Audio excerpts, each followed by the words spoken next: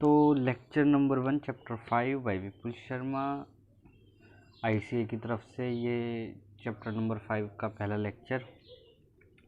इसके अंदर जो हमें सबसे पहली चीज़ देखनी है वो ये है कि व्हाट इज सेल। सेल किसे कहते हैं? Cell cell it is a basic unit of life. सबसे छोटी चीज़ जो किसी लिविंग को रिप्रेजेंट करती है सेल कहलाती है। सबसे छोटी चीज़ जो किसी लिविंग को रिप्रेजेंट करती है सेल कहलाती है, पहली बात। दूसरी बात ये कि अगर मैं सेल की बात करता हूँ, देखो भाई, मैं अगर बात करता हूँ लिविंग की, अगर मैं कहता हूँ कि लिविंग किसे कहते हैं, तो भाई मेरी बात सुनो। लिविंग कहा जाता है जिसके अंदर, अभी सिर्फ ये देख लो कि है ना, लिविंग क्या है, कहा किसे जाता है जिसके अंदर ग्रोथ हो। अगर अपनी कॉपी पेन निकाल के इस चीज़ को लिखोगे तो ज़्यादा अच्छा रहेगा। जिसके अंदर ग्रोथ हो, मेटाबॉलिज्म हो। मेटाबॉलिज्म का मतलब होता है सांस वगैरह ले सकता हो या फिर डाइजेशन वगैरह कर सकता हो। रिप्रोडक्शन हो सकता हो या फिर कॉन्शियसनेस हो। कॉन्शियसनेस का मतलब होता है, अभी मैं चारों को एक एक एग्जांपल देके आपको समझाता हूँ। ग्रोथ का मतलब होता है कि किसी का भी साइज़ में या नंबर में इंक्रीज़ होना। मेटाबॉलिज्म का मतलब होता है, मैं दूसरा रिप्रेजेंट करना हूँ। मेटाबॉलिज्म का मतलब होता है डाइजेशन करना या फिर ब्लड का सर्कुलेशन होना, या फिर मैं कहूँ कि किसी तरीके से हम किसी इन्वायरमेंट की कंडीशन को के साथ अपना एक काउंटर अटैक करें। जैसे फॉर एग्जांपल किसी ने किसी को थप्पड़ मारा तो उसने भी रिस्पॉन्स करा। ये मेटाबॉलिज्म क्या है? मेटाबॉलिज्म है कि जो भी हमारी बॉडी के अंदर रिएक्शंस होती हैं उन सबको हम मेटाबॉलिज्म कहते हैं। रिप्रोडक्शन का मतलब होता है कि कोई ऑर्गेनिज्म बिल्कुल अपने जैसे एक ऑर्गेनिज्म को प्रोड्यूस करे, उसे रिप्रोडक्शन कहते हैं। कॉन्शियसनेस का मतलब होता है कि इन्वायरमेंट की कंडीशन के साथ अपने आप को रिप्रेजेंट करना। जैसे गर्मी हो रही है तो हमें पसीना आ गया, तो ये कॉन्शियसनेस है, हमारे अंदर कॉन्शियसनेस है।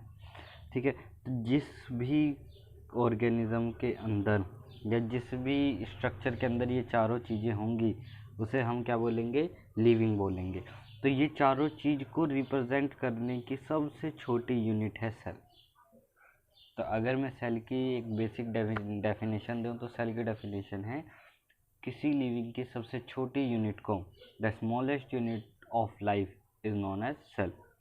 और अगर मैं थोड़ी सी टेक्निकल डेफिनेशन दूं तो सेल एक ऐसी सबसे छोटी यूनिट है जो लिविंग की करेक्टरिस्टिक्स को क्या करती है?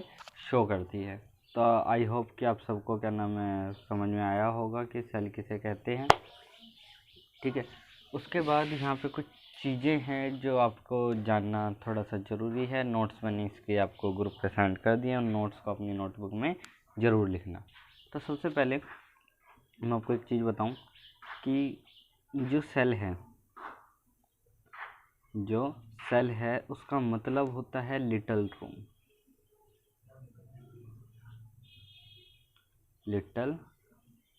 रूम। भाई देखो, वो इसके ऊपर ऐसे ही लिखा जाता है, थोड़ा सा तो थोड़ा समझने की कोशिश कर लो कि इसका मतलब होता है लिटिल रूम। इसका स्ट्रक्चर होता है हनी कॉम्ब लाइक स्ट्रक्चर। मतलब कि जो मैं आपको हनी कॉम्ब लाइक स्ट्रक्चर क्या था इसका, कि जो 1665 है, 1665 में रॉबर्ट हुक नामक एक साइंटिस्ट था जिसने रॉबर्ट हुक नामक साइंटिस्ट था, उसने सेल की डिस्कवरी करी थी। लेकिन जो सेल उसने डिस्कवर करी थी वो थी डेड सेल। वो कॉर्क से निकाली गई थी। कॉर्क से वो सेल निकाली गई थी। कॉर्क के अंदर जब उसने माइक्रोस्कोप के अंदर सेल देखी तो वो उसे कुछ ऐसी दिखाई दी। इसे बोलते हैं हनी कॉम्ब लाइक स्ट्रक्चर।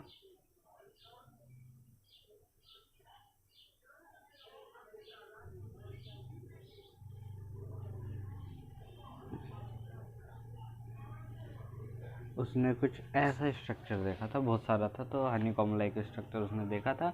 कहाँ से निकाली थी? उसने निकाली थी कॉर्क सेल से। कॉर्क होती है जो पेड़ का सबसे ऊपर का जो बार्क होती है ना, उसे हम कॉर्क कहते हैं जनरली। थोड़ा सा डिटेल में हम क्लास के अंदर ही बताएंगे कि कॉर्क होती क्या एक्चुअली।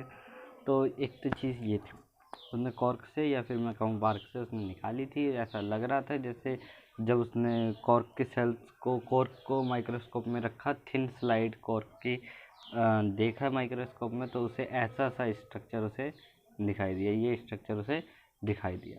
ठीक है, कब की बात है ये बात है 1665 की, 1665 की, ये बहुत इम्पोर्टेंट है। अच्छा, दूसरी चीज़ जो है, अब मैं आपके ना एक एक्टिविटी कराता हूँ। आपकी किताब में 5.1 पे एक्टिविटी दे रखी है, ये उसे देखेंगे तो आप मैं आपको एक्टिविटी थोड़ी सी कराता हूँ। एक्टिविटी करना अभी तक तो शायद ज़रूरी नहीं था आपकी क्लासेस के अंदर, लेकिन अब से बहुत ज़रूरी है।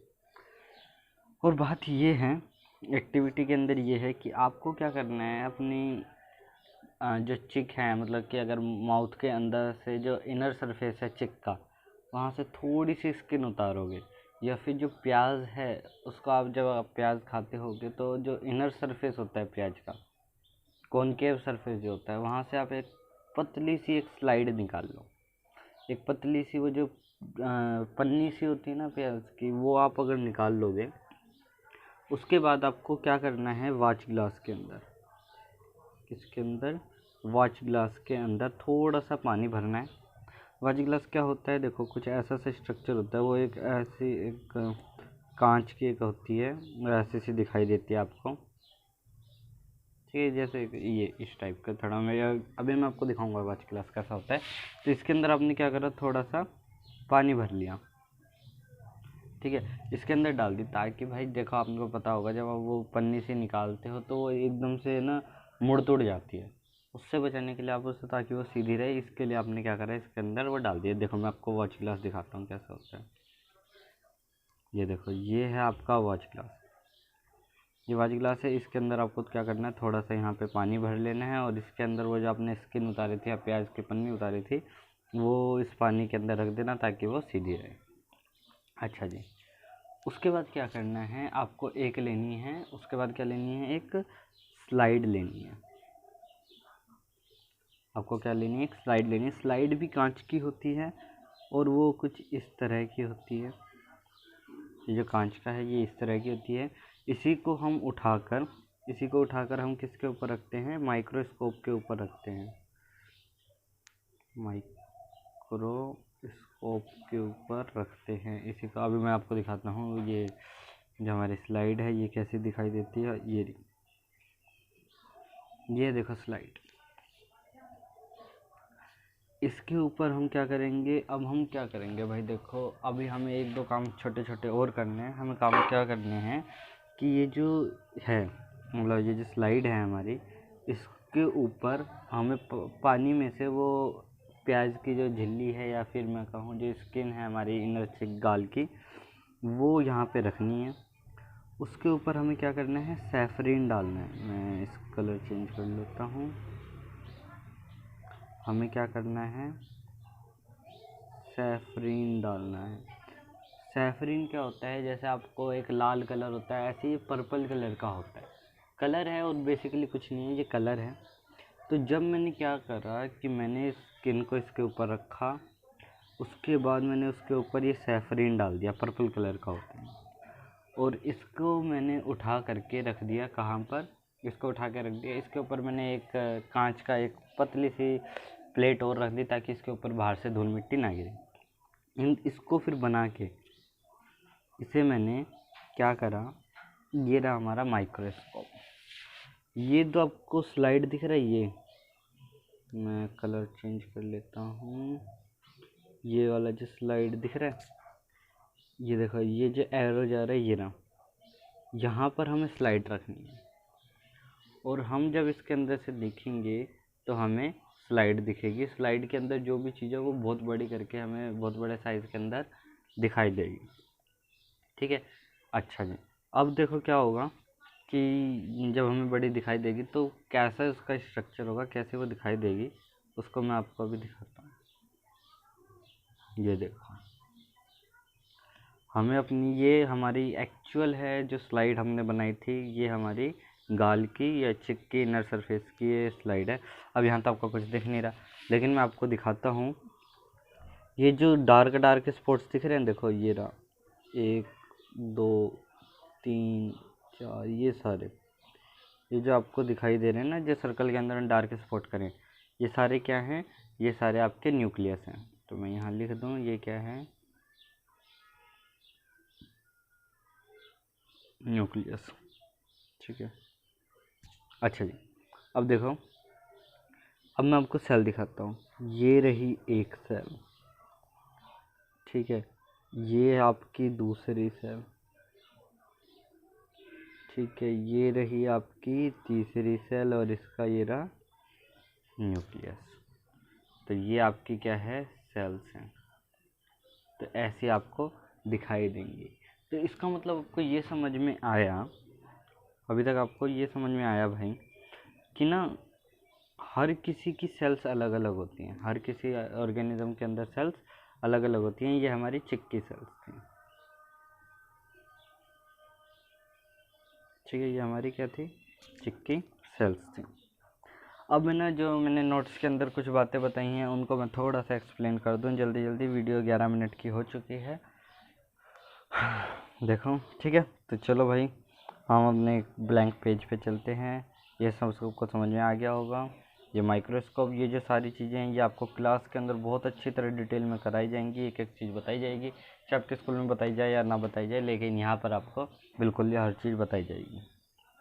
अच्छा जी, अब देखो,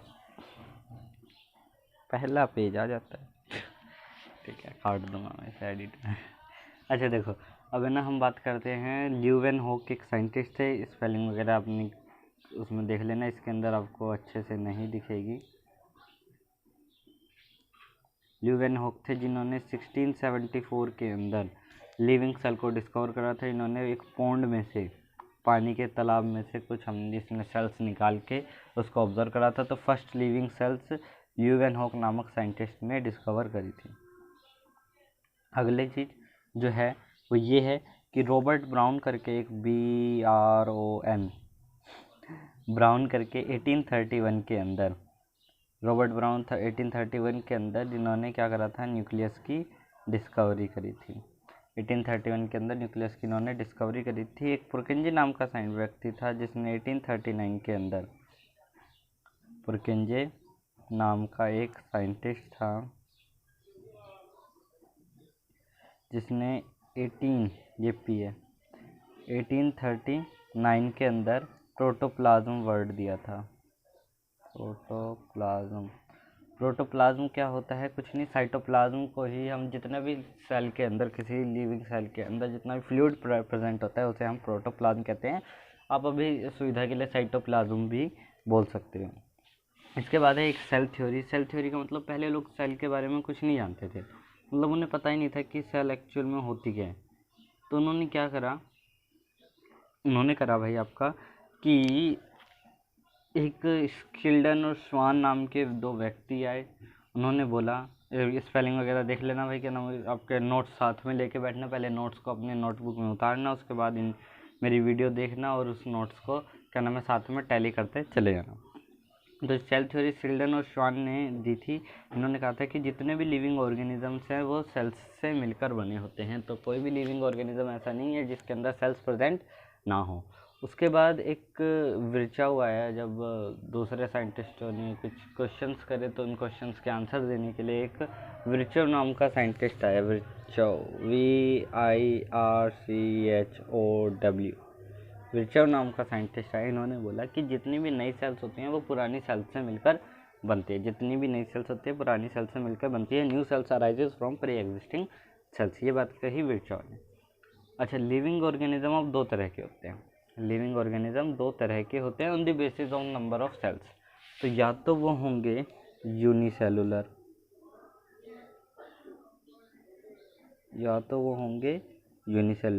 या होंगे वो मल्टी सेलुलर। यूनिसेलुलर का मतलब उनकी पूरी बॉडी में सिर्फ एक ही सेल्स पाई जाएगी, अमीबा, पैरामीशियम और क्लेमाइडोमोनास। इन सब के स्ट्रक्चर क्या नाम है आपको बुक के अंदर मिल जाएंगे, और अगर बुक के अंदर आपको ना मिले तो कोई बात नहीं, इनको आपको घर पे देखना है, आपको इजीली गूगल के ऊपर इनके स्ट्रक्चर मिल जाएंगे, स्ट्रक्चर ज़रूर देखना। ठीक है। मल्टी सेलुलर किन्हें बोलते हैं? जिनकी बॉडी 2 या 2 से ज़्यादा तरह की सेल से मिलकर बनती हैं। जितने भी फंगाई होते हैं, प्लांट्स होते हैं या फिर एनिमल्स होते हैं, वो सारे के सारे मल्टी सेलुलर ऑर्गेनिज्म हैं। और याद रखना, every multicellular organism has come from a single cell. जितने भी मल्टी सेलुलर ऑर्गेनिज्म होते हैं वो एक सेल से बनते हैं। उस सेल का नाम क्या है? तो ये है आपका होमवर्क। जितने भी मल्टी सेलुलर ऑर्गेनिज्म होते हैं वो किसी एक सेल से बनते हैं। उस सेल का नाम आपको बताना है, यही आपका होमवर्क है। ठीक है। तो भाई देखो, ये माइक्रोस्कोप, यहाँ पे स्लाइड रखी जाती है वगैरह, ये एक्टिविटी 5.1 है आपकी बुक के अंदर। एक्टिविटी 5.1 है।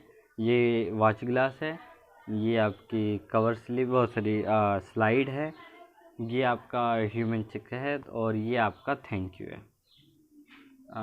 ये आपका थैंक यू है। ठीक है। ICA की तरफ से आपको थैंक किया जाता है। घर में रहें, स्टे होम स्टे सेफ। ऐसा है ना? अरे सर, आपको तो आता ही नहीं है। ठीक है। स्टे होम स्टे सेफ भाई। Thank you very much.